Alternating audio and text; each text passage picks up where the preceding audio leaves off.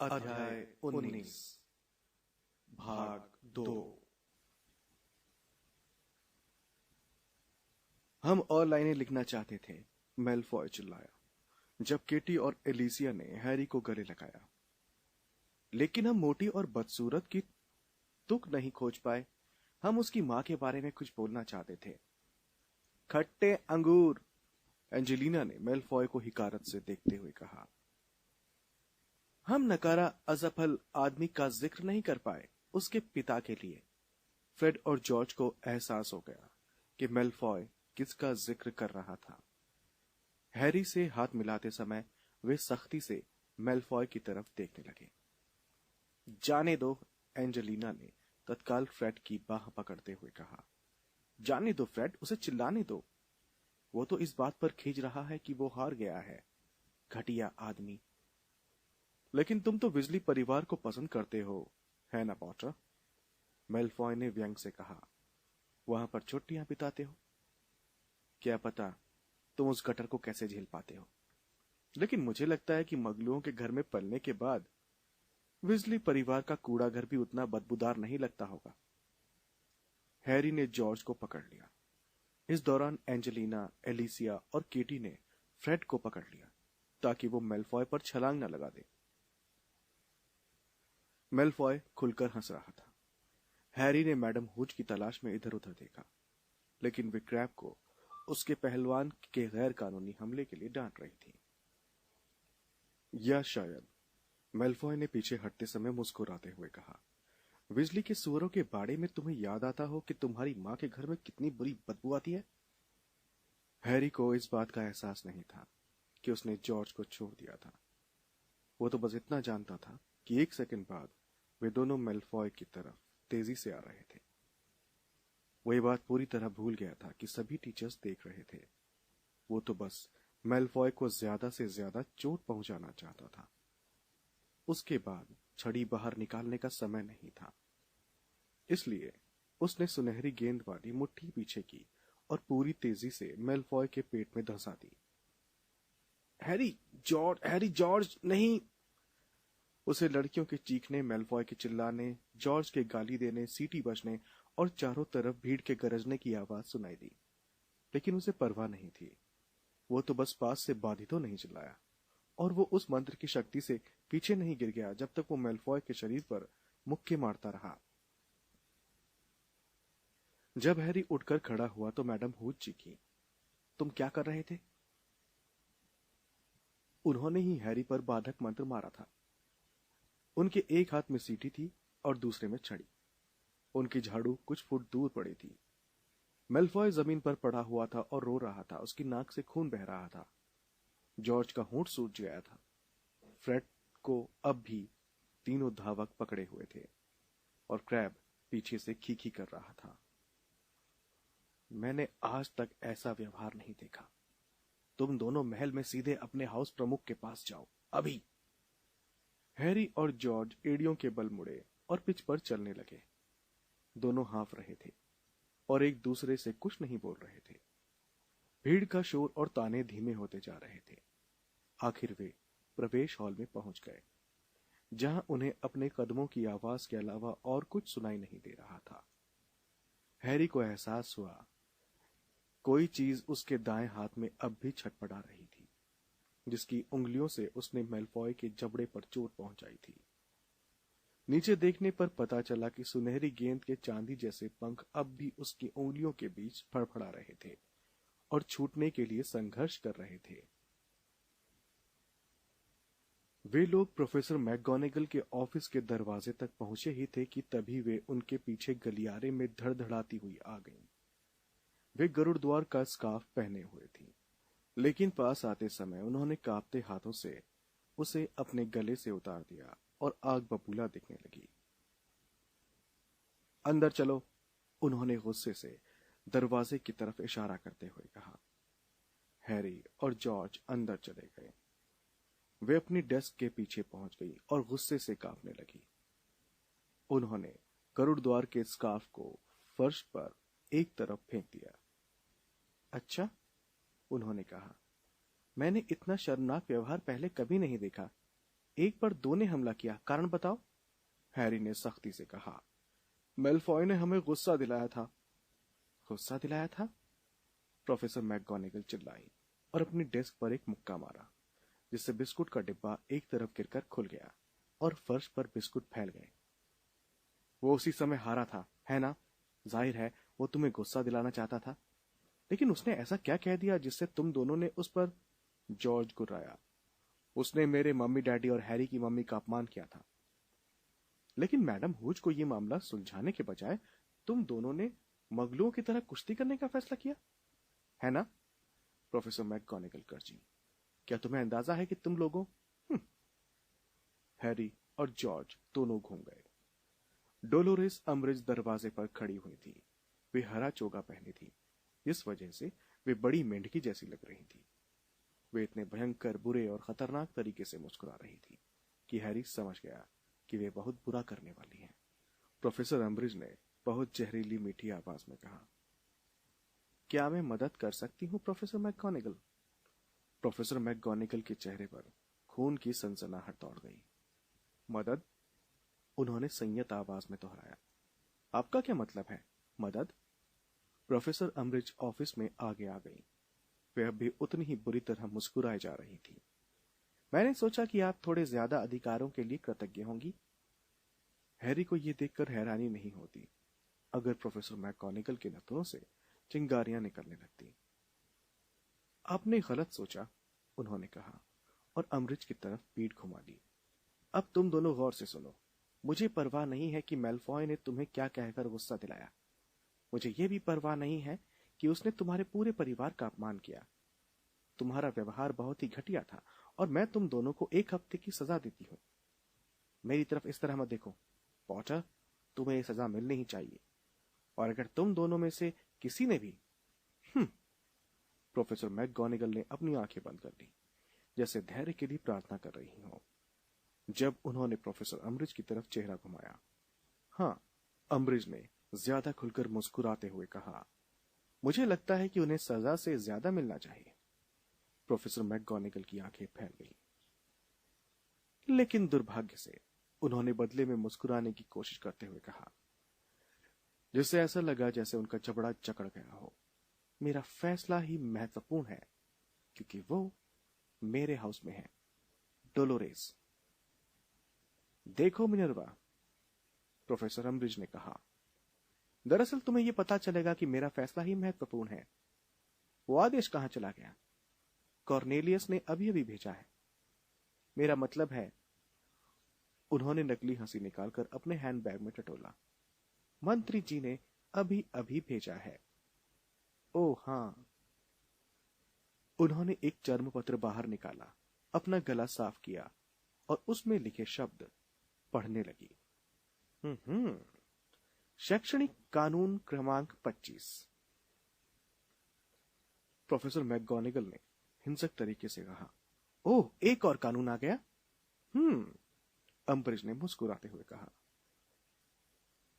दरअसल मिनर्वा, तुम्हारे ही कारण मुझे लगा कि हमें और संशोधनों की जरूरत है। तुम्हें याद होगा, मैं गरुड़द्वार की क्विडिच टीम के पुनर्गठन की इजाजत नहीं देना चाहती थी, लेकिन तुमने मेरी बात पर ध्यान नहीं दिया।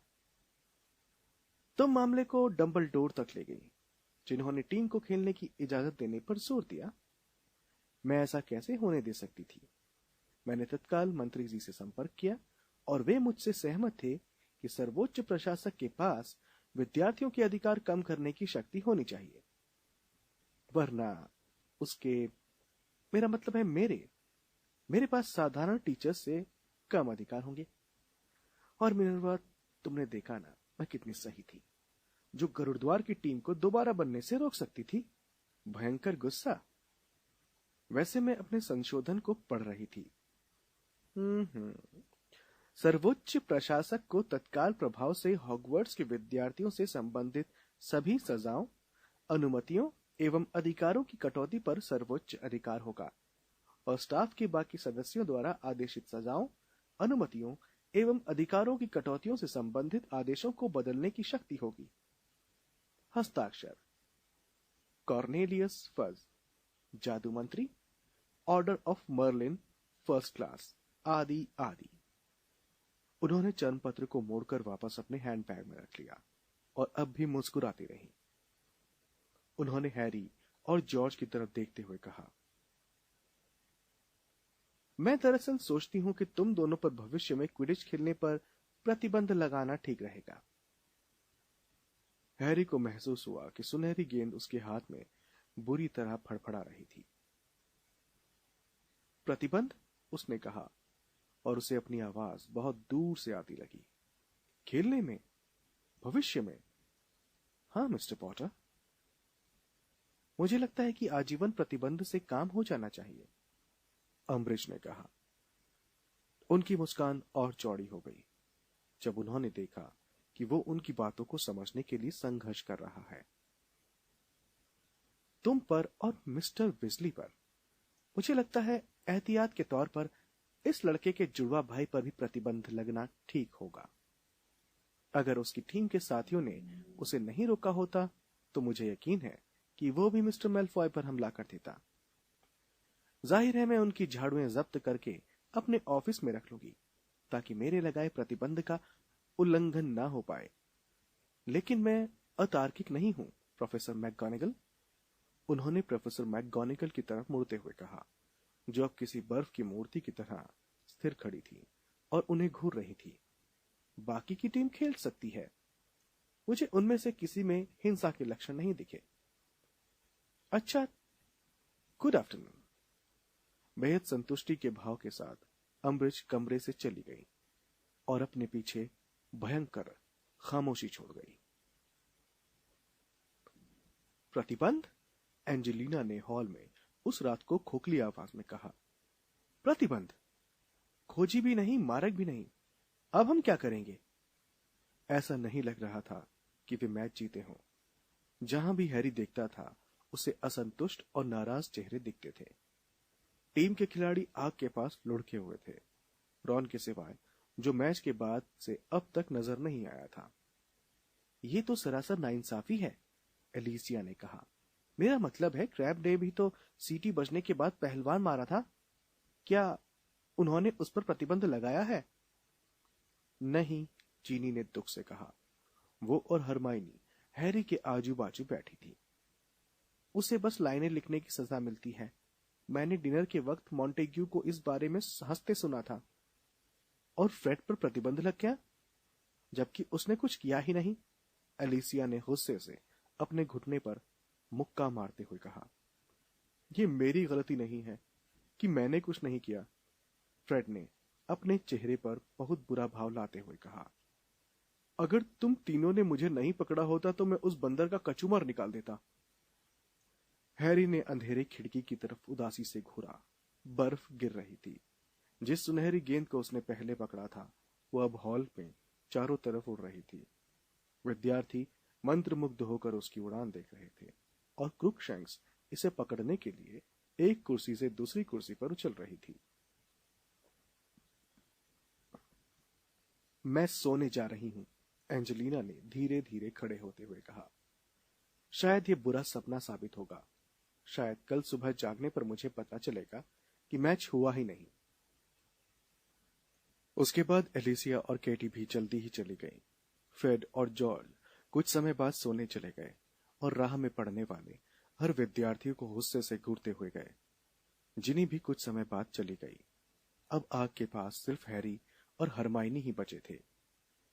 हरमाइनी ने धीमी आवाज में पूछा, क्या तुमने रॉन को देखा? हैरी ने अपना सिर हिलाया। मुझे लगता है कि वो हमसे मुंह छिपा रहा है। हरमाइनी बोली, तुम्हें क्या लगता है वो कहां है? लेकिन उसी पल उनके पीछे से एक चर्र आवाज आई जब मोटी औरत आगे की तरफ झुक गई और रॉन तस्वीर के छेद में से अंदर आया। उसका चेहरा बहुत पीला दिख रहा था और उसके बालों पर बर्फ जमी थी। हैरी और हरमाइनी को देखते ही वो एकदम रुक गया। हरमाइनी ने चिंता से उठते हुए कहा, तुम कहां थे? बाहर टहल रहा था, रॉन बुदबुदाया। वो अब भी अपने क्विडिच टीम के दुशाले पहने हुए था। तुम तो जमे हुए दिख रहे हो, हरमाइनी बोली। आग के पास आकर बैठ जाओ। रॉन आग के पास तक चलकर आया और हैरी की तरफ देखे बिना उससे सबसे दूर वाली कुर्सी पर धंस गया। सुनहरी गेंद उनके सिर के ऊपर उड़ती रही। रॉन अपने पैरों की तरफ देखकर बुदबुदाया। मुझे अफसोस है। किस बात के लिए? हैरी बोला। ये सोचने के लिए कि मैं क्विडिच खेल सकता हूं, रॉन ने कहा। मैं कल सुबह ही इस्तीफा दे दूंगा। अगर तुम इस्तीफा दे दोगे, हैरी कड़वे लहजे में बोला, तो टीम में सिर्फ 3 खिलाड़ी बचेंगे। जब रॉन हैरान दिखने लगा और उसने कहा, मुझ पर आजीवन प्रतिबंध लगा दिया गया है रॉन, और फ्रेड और जॉर्ज पर भी। क्या? रॉन ने हैरानी से पूछा।